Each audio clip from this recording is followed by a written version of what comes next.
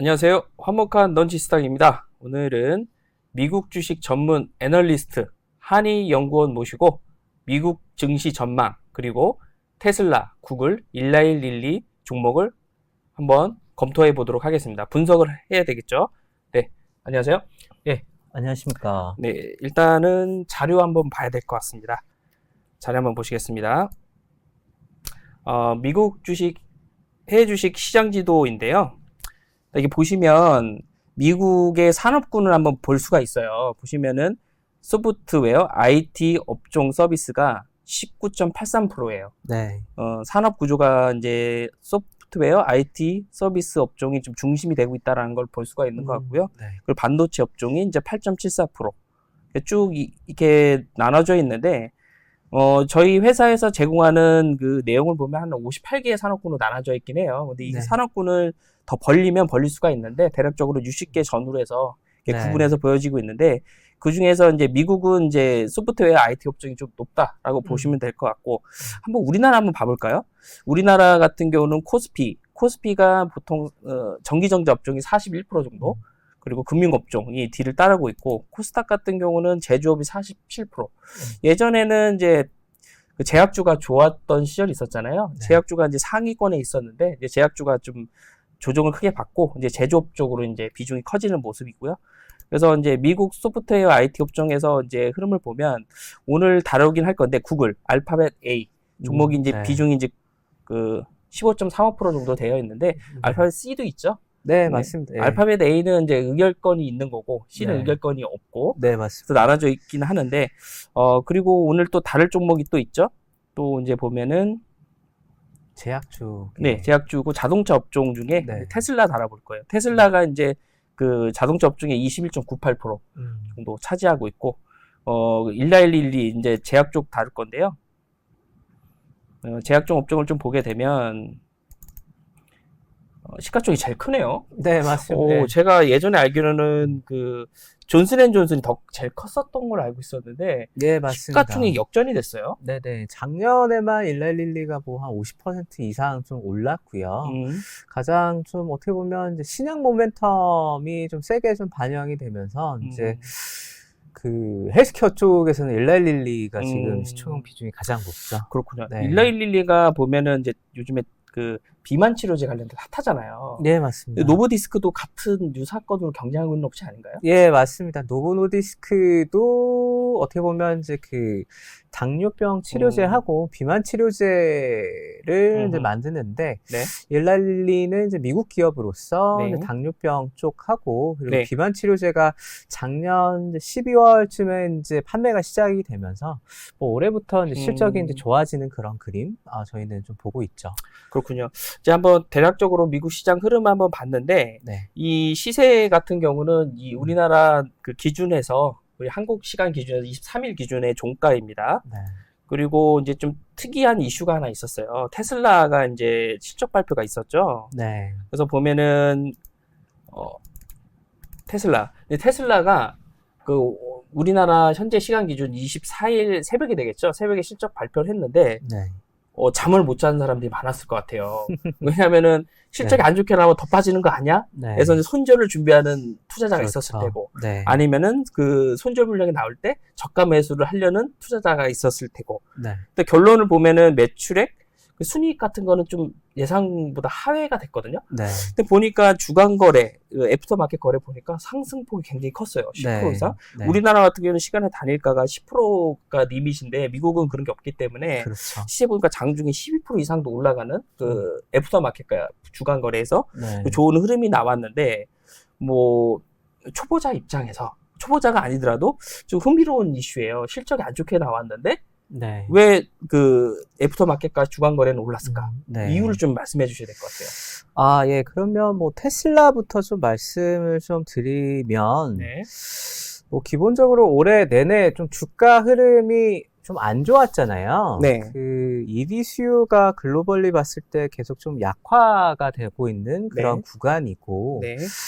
그 1분기 테슬라가 딜리버리 데이터는 또 미리 좀 제공을 했었어요. 네. 그래서 그 당시에도 EV 딜리버리가 한 8% 감소하는 걸로 좀 나오면서 네. 솔직히 이번 실적에 대한 기대감은 이제 전혀 없었고 숫자도 좀 안 좋게 나올 거다라는 그렇군요. 그런 것들은 이미 좀 주가에 좀 반영이 된 그런 상황이었는데 네네. 그 시간 외 거래에서 지금 주가가 오르고 있는 상황은 기본적으로 그 컨콜에서 그 일론 머스크가 네.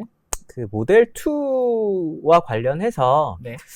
그 2025년 상반기에 생산을 뭐 좀 약간 시작하겠다라는 그런 비슷한 뉘앙스를 또 얘기를 하면서 사업이 구체화가 좀 됐군요. 네, 그래서 이제 주가가 좀 약간 급등을 했죠. 한 10% 정도 좀 오르는 네. 그런 모양새인데, 하지만 좀 알고 계셔야 되는 게, 그 전에 솔직히 그 모델2와 관련해서도 좀 기대감이 좀 네. 많이 좀 소멸이 됐었어요. 그 로이터에서 이제 뉴스 보도가 아마 지지난주에 좀 나왔었는데, 네. 그 아무래도 이제 저가형 EV 모델 같은 경우에는 중국의 EV 업체들하고 이제 경쟁이 붙을 수밖에 없는 그런 상황이고, 그 중국이 워낙 저가형 EV를 잘 만들다 보니까 네. 모델 2가 나와도 솔직히 이게 엄청 대량 생산을 하지 않는 이상 마진 자체가 솔직히 좋은 그런 비즈니스가 또 아니다 보니까 그렇군요. 그래서 로이터에서 나왔던 뉴스가 내부적으로 테슬라가 모델 2 생산 계획 자체를 네. 좀 약간 철회를 했다라고 뭐 좀 약간 이런 보도가 좀 나왔었고, 하지만은 일론 머스크는 트위터에서 이거는 사실 무근이다라고 얘기를 하긴 했는데, 네. 하지만 시장에서는 이제 모델 2에 대한 기대감이 좀 약간 소멸되고 있는 그런 구간이었는데, 이번 분기 실적 뭐 숫자는 안 좋았지만은 또 다시 좀 약간 테슬라의 모델 2에 대한 그런 기대감을 좀 약간 심어주는 그런 코멘트 때문에 주가가 좀 올랐다라고 그렇군요. 예, 봐주시면 좋을 것 같아요. 네, 테슬라 더 뎁스 있게 좀 내용을 네. 확인을 해볼 거긴 할 텐데 말씀 네. 나온 김에 테슬라 한번 다뤄보죠. 테슬라 같은 경우는 재밌어요. 삼성전자가 이제 시가총액이 450조, 460조인데 주가가 테슬라가 많이 훼손이 손실이 많이 났는데도 불구하고 뭐 시점에 따라 다르겠죠. 다르겠지만 지금 현재 시가총액이 대략적으로 러프하게 잡으면 한 630조 정도더라고요. 그렇죠. 우리나라 삼성전자보다도 시가총액이 높아요. 거기다가 다른 종목도 이제 알파벳도 A 클래스 같은 경우는 뭐 1,470조, 그리고 뭐 일라이가 947조 정도. 또 우리나라 삼성전자 1등 기업 다 높아요. 그래서 높다는 이유는 뭐 당연히 주가가 많이 올랐다는 얘기도 되겠고, 보면은 왜 미국 주식을 거래해야 되는지 이유가 보이는 것 같아요. 보니까 한국예탁결제원에서 나온 내용들 좀 보니까 뭐 해외 주식 거래 결제 금액, 보관 금액 뭐 등등 통계를 좀 제가 대충 봤는데 좀 어느 정도 해외 주식 거래 자체가 성숙기에 와 있어서 좀 줄어들지 않았을까라는 내용이라고 접근했는데 보니까 4분기보다 40%가 더 늘어났더라고요. 물론 채권, 해외 채권 거래도 있겠지만 해외 채권 거래의 비중은 크지는 않거든요. 그래서 뭐 우리나라 돈은 180조가 넘더라고요. 그만큼 주가 상승률이 높다 보니까 미국 주식에 대한 관심도가 높지 않을까 싶어요. 그래서 이제 테슬라도 이제 다를 거고 이제 이따가 이제 거시 경제, 미국 쪽 거시 쪽도 다르긴 할 건데, 근데 테슬라 같은 경우는 그 상승 모멘텀이 이제 제가 보는 관점에서는 8월 8일 날 로보택시 출시가 있잖아요. 그래서 로보택시 같은 경우는 정부 쪽에서 구체적인 뭐 승인이라든지 내용은 없고 그 CEO에서 발표 정도 수준인데 그걸 발판으로 해서 오늘 그 실적 발표에 그 시간의 거래도 많이 오르고 있는데 그 부분이 좀 상승 모멘텀으로 좀 작동이 돼서 주가가 좀 많이 올라서 기존 보유 고객들, 신규 접근하는 고객들 모두 좀 수익이 났으면 하는 바람이 있는데 요 정도로 요약을 하고 테슬라 한 번 더 뎁스 있게 한번 접근해보죠. 그 테슬라가 저희가 보는 시각 자체는 지금은 좀 약간 단기 성장통을 좀 겪고 있다라고 좀 보고 있고요. 뭐 아무래도 글로벌 EV 수요 자체가 좀 약해지고 있는 그런 구간이고 중국 업체하고의 그런 경쟁 심화 우려 뭐 이런 것들이 좀 작용을 하면서 올해는 약간은 좀 모멘텀 공백기로 저는 좀 개인적으로 생각을 하고 있고, 하지만은 뭐 테슬라가 당연히 저력이 있는 업체잖아요. 이제 뭐 자동차만 만드는 업체는 또 아니고 솔직히 좀 약간 여러 가지 좀 약간 생산 공정과 관련해서도 네. 여러 가지 이제 기술력이 뛰어난 그런 업체이고, 뭐 로봇 쪽도 지금 이제 공격적으로 좀 투자를 하고 있는 과정이고, 네. FSD와 관련해서도 네. 지금 최근에 버전 12가 좀 나왔고, 최근에 유튜브나 뭐 트위터 영상을 보시게 되면 네. 완성도가 되게 많이 좋아졌어요. 그래서 뭐 이거를 믿고 이제 일론 머스크가 이제 8월 8일 날 로보택시 관련 행사도 좀 준비를 하고 있다라고 얘기를 하고 있어서 네. 기본적으로 이제 잠재력은 매우 높은 그런 기업이다라고 저는 좀 생각을 하고 있는데, 하지만은 좀 단기적인 관점에서는 지금 그렇죠. 좀 실적 둔화가 불가피한 그런 상황이다라고 생각을 네. 하고 있고, 주가에 다 반영됐으면 좋겠네요. 이게 다 예, 끝난 어느 거로 정도 좀 생각했어요. 반영은 된 그런 예. 상황으로 좀 보여지기는 하지만은 네. 주가가 좀 의미 있게 좀 추세적으로 좀 올라가려면 그래도 좀 자동차 쪽에서 네. 뭔가 수요 회복 맞습니다. 시그널이라든지 네. 그로스가 지금 1분기에 역성장이 나왔는데 네. 그래도 그게 좀 저점을 다지고 좀 음. 회복하는 그런 모습을 좀 보여줘야지, 네. 그래야지 좀 주가가 다시 좀 약간 탄력적으로 좀 올라가지 않을까라는 그런 생각을 좀 가지고 있고요. 역사적으로 보면 미국 전기차 이제 대표 업종인 테슬라가 많이 올라가면 네. 그 속도, 그러니까 타 피어 나라들, 다른 타 국가들, 중국, 한국, 뭐 기타 나라들 전기차 업종도 먼저 같이 따라 올라가는 경향성이 있는데 네. 어떠세요? 이 테슬라가 이제 실적이 동반이 돼야지 여러 가지 성장성이 동반이 돼야지 올라가겠지만 네. 테슬라가 먼저 치고 올라가면 우리나라 전기차 업종도 좀 수혜를 보지 않을까요? 아, 그럼요. 그 기본적으로 이제 그 EV 쪽 퓨어 플레이 업체 대표주가 이제 테슬라이고, 네.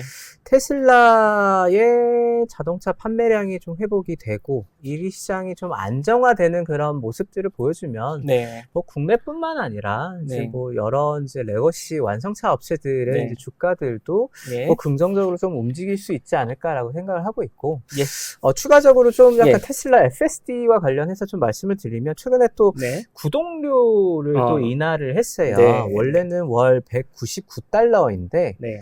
북미 쪽에서 99달러로 좀 인하를 좀 발표를 했습니다. 그렇군요. 기본적으로 좀 이 FSD 쪽에서 이제 침투율이 좀 올라가게 되면 기본적으로 이제 자동차 판매는 좀 부진하겠지만은 네. 이쪽이 좀 올라가게 되면 좀 네. 수익성이 조금 개선될 수 있는 부분들도 분명히 있고, 네. 이 FSD가 아직까지는 사람들이 잘 좀 모르는 그렇죠. 상황이다 보니까 네. 그래서 가격 인하를 통해서 네. 어떻게 보면 사람들이 좀 테슬라의 자동차를 더 좀 살 수 있게끔 하려고 하는 그런 전략인 것 같습니다. 그래서 네.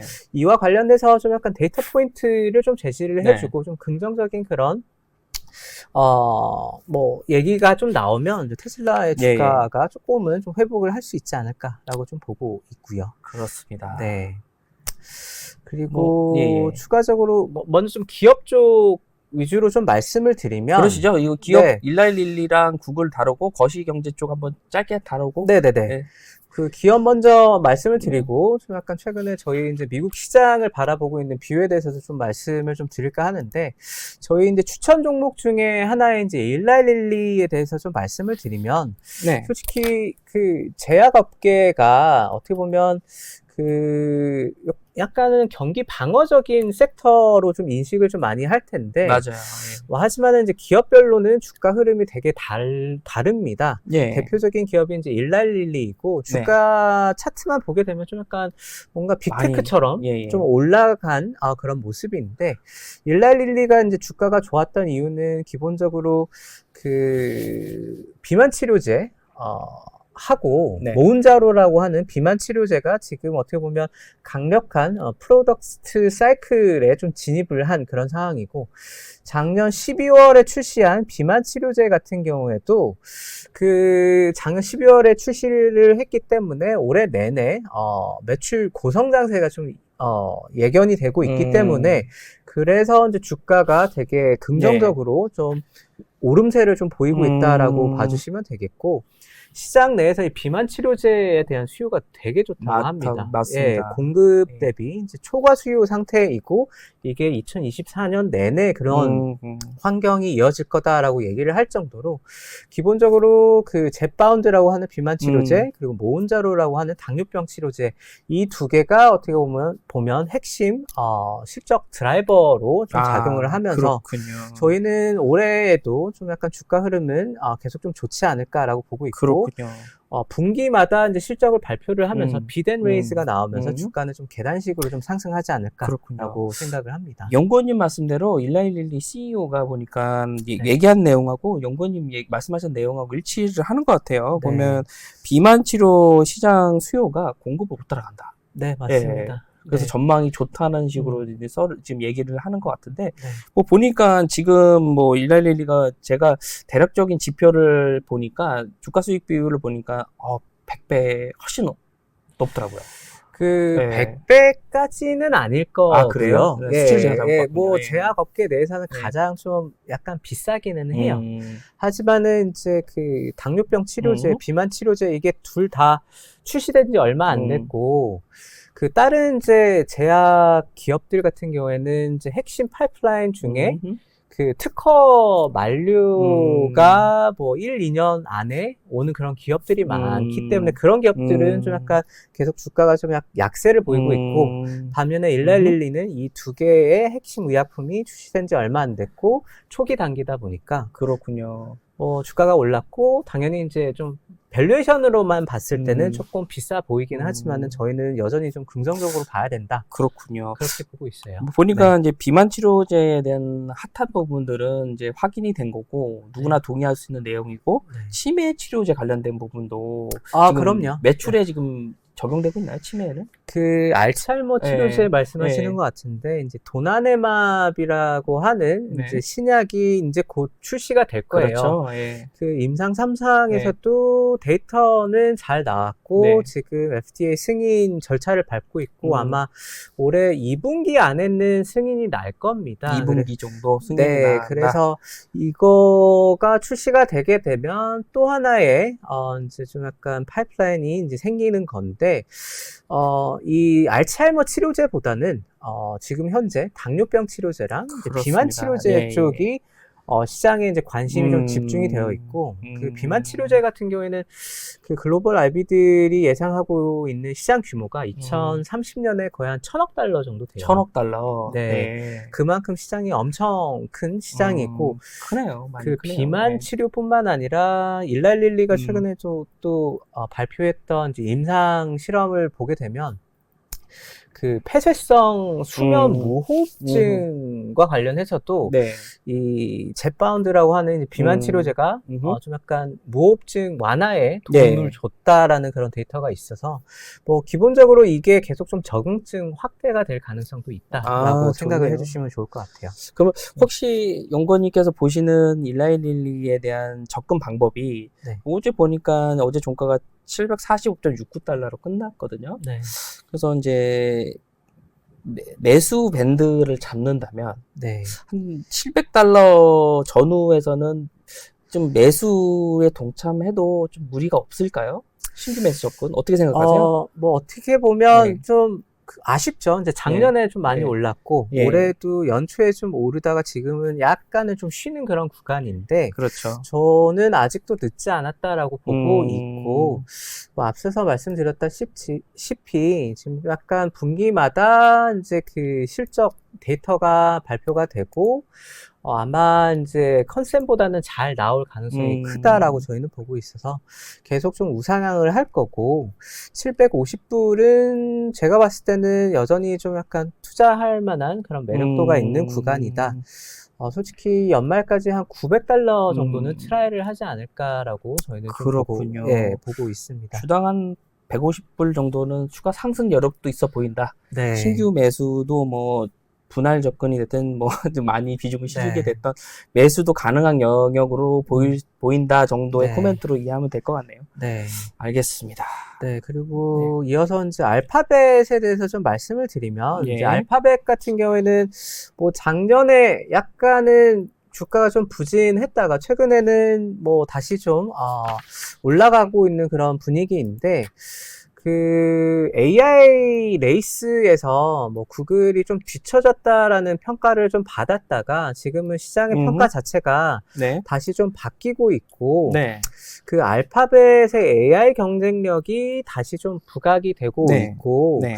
뭐 마이크로소프트하고도 좀 견줄 만한 그런 경쟁력을 네. 갖추었다라는 그런 평가를 좀 받고 있는 그런 단계인 것 같아요. 네. 그래서 저희가 봤을 때는 이제 알파벳의 저력을 믿고 네. 계속 좀 매수하자라는 그런 관점으로 좀 저희는 좀 말씀을 드리고 있고요. 네.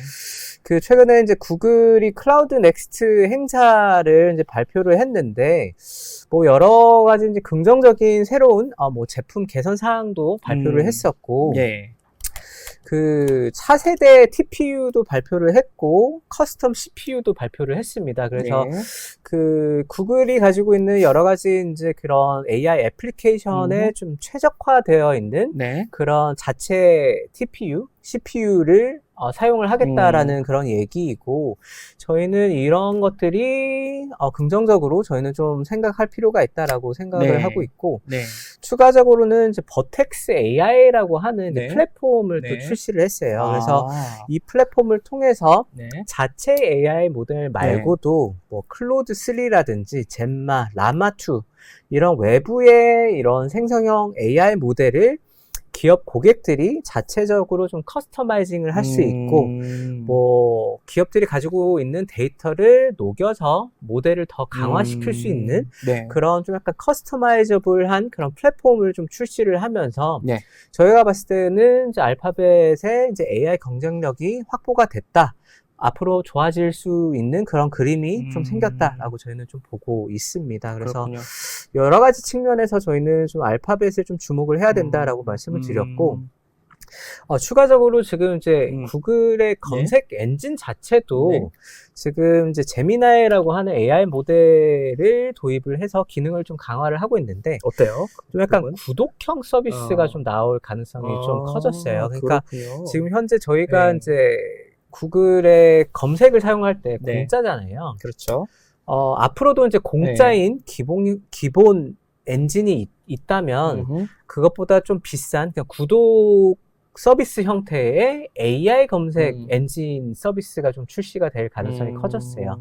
뭐 이런 것들도 저희가 좀 감안을 하면 알파벳은 저희가 봤을 때는 좀 투자할 만한 그런 구간이고 네. 앞으로 좀 업사이드가 더 있다라고 생각을 합니다. 그렇군요. 가격을 보니까 네. 158.26달러예요. 네. 차트 가격을 보니까 연구원님이 보시는 신규 매수 가격 유효한 매수 유효 가격 밴드 그리고 타겟 프라이스 한번 얘기 좀 해주실 수 있나요? 저희가 뭐 기본적으로 그 목표 주가를 저희가 산출은 하고 있는 상황은 아닌데 네. 저희가 개인적으로 봤을 때는 지금 뭐 155불 정도인데 네. 솔직히 빠질 만한 그런 내용들은 좀 보기는 좀 힘들고 네.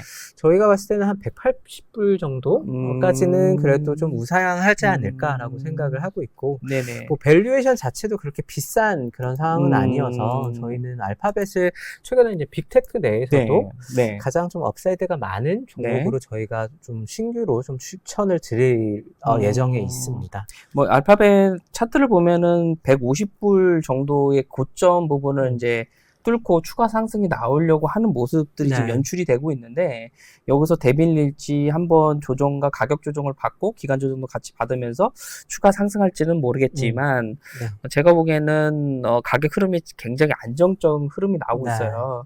그래서 뭐 테슬라처럼 급등락이 있는 것도 아니고 그렇죠. 그리고 뭐 일라이릴리처럼 계속적으로 무섭게 급등하는 모습도 아니고 이게 배당 성향은 어때요? 알파벳? 알파벳은 배당을 주지는 않습니다. 거의 대부분의 이제 빅테크 업체들이 이제 배당을 주지는 않는데 뭐 알파벳도 좀 배당을 주는 기업은 아니고 뭐 배당 관점보다는 이제 그 주가가 이제 뭐 어떻게 보면 이제 다른 그 AI 테마 핵심 종목하고 좀 비교를 했을 때 뭐 마소나 엔비디아나 뭐 이런 종목들은 작년부터 계속 날아다녔다면 네. 알파벳은 작년에 좀 약간 부진했다가 네. 올해부터는 좀 약간 가시적으로 네네. 좀 약간 성과도 나올 것으로 기대되니까 네.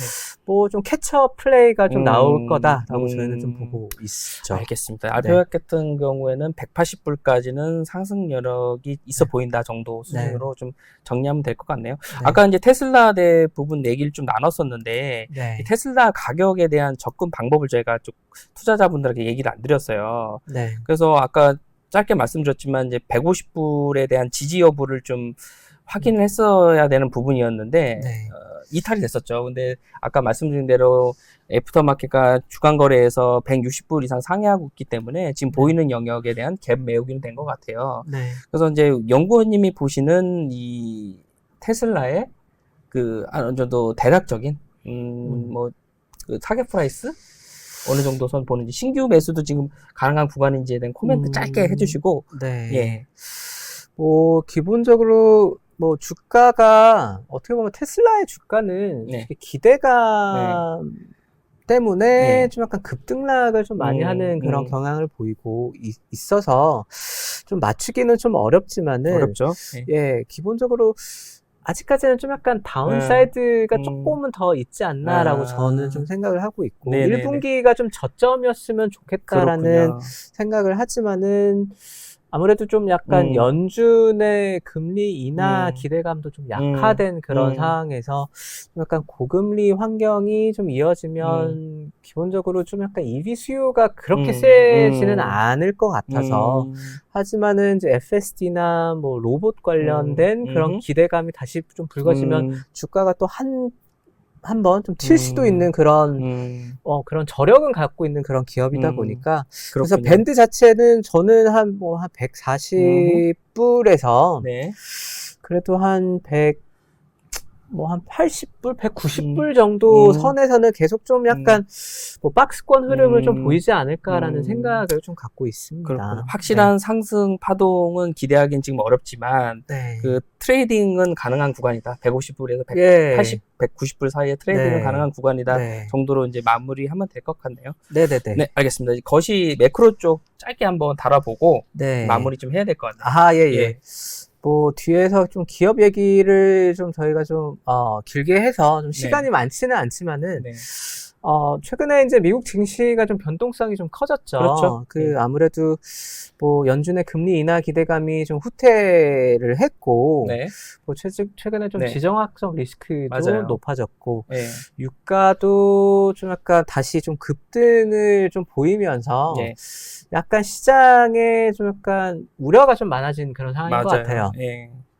인플레도 다시 좀 약간 올라갈 수도 있지 않겠나라는 그런 우려가 좀 작용을 하면서 뭐 지난주에 좀 급락을 좀 했었고 이번 주 들어서는 뭐 이틀 연속 다시 좀 약간 회복하는 그런 그림 보이긴 했죠. 그래서 뭐 변동성은 좀 커졌지만은 저희는 여전히 미국 증시는 좋게 보고 있고요. 여전히 뭐 선진국 내에서는 가장 좀 투자 매력도가 높은 나라가 미국이라고 생각을 하고 있고, 뭐 최근에 이제 증시가 좀 변동성이 커졌지만은 단기 조정에 좀 그칠 거다라고 보고 있고, 조정시 매수네요, 그럼? 조정시 좀 매수 의견을 좀 드리고 있어요. 그랬군요. 기본적으로 미국 경기가 나쁘지 않고 주요 경제 지표가 회복세를 좀 보이고 있잖아요.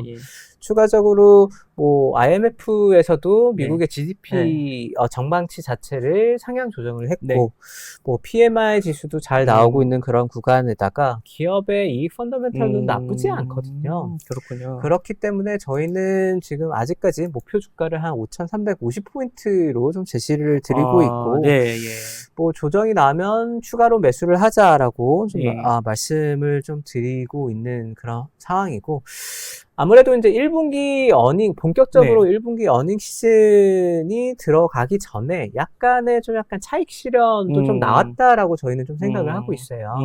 그래서 이번 어닝 시즌이 좀 중요할 텐데 기본적으로 분위기 자체는 나쁘지 않을 것 같고 아마 좀 긍정적인 그런 코멘트들이 좀 나올 가능성이 좀 높다라고 저희는 좀 보고 있어서 그래서 그렇게 나쁘지 않은 그런 상황이고 빠지면 사자라고 말씀을 드리고 있습니다. 선행퍼 지표 하나 이제 보여드리고 마무리 좀 해야 될 것 같은데 한번 네네. 코멘트 부탁드릴게요. 네. 뭐 분명히 이제 뭐 S&P 퍼가 뭐 싸지는 않아요. 네. 어떻게 보면 작년부터 이어져 온 네. 약간 좀 불장이었었는데 퍼가 지금 뭐 지난주에 좀 빠져서 아마 한 19배, 20배 정도일 건데 20배 내려왔네. 네, 뭐 과거 평균 대비해서는 지금 뭐 좀 비싼 편에 속해 있다라고 볼 수는 있지만은 네. 저희가 봤을 때는 올해 내내 뭐 미국의 기업들의 이익이 계속 좀 증가할 것으로 지금 컨센이 좀 잡혀져 있거든요. 네. 뭐 1분기, 2분기, 3분기, 4분기 들어가면서 계속 이익은 좀 우상향을 할 거니까 그렇게 되면 지금 현재 퍼가 좀 낮아질 수 있다라고 저는 좀 보고 있어서 그렇군요. 그래서 지금 상황이 그렇게 비싸지만은 않다라고 저희는 좀 보고 있고 뭐 한 가지 예로 엔비디아의 이제 밸류에이션을 보시게 되면 과거 평균 대비해서는 지금은 되게 낮은 수준이에요. 한 35배인데 과거 평균이 한 46배 정도이니까 뭐 이런 이제 기업들의 이익들이 좋아지면서 뭐 이런 것들을 좀 감안을 하시게 되면 그렇게 비싼 편은 아니다라고 저희는 좀 보고 있습니다. 잘 알겠습니다. 지금 봤을 때 종합을 해보면 과거 평균치로 봤을 때는 비싼 건 맞지만 기업 미국 쪽의 실적이 좋기 때문에 두려워하지 말고 조정 시 매수 접근도 유효하다 정도로 종합하면 될 것 같네요. 네네. 네, 장시간 이제 도움 주셔서 감사드리고요. 저희가 준비한 내용은 여기까지입니다. 자, 감사합니다. 감사합니다. 네.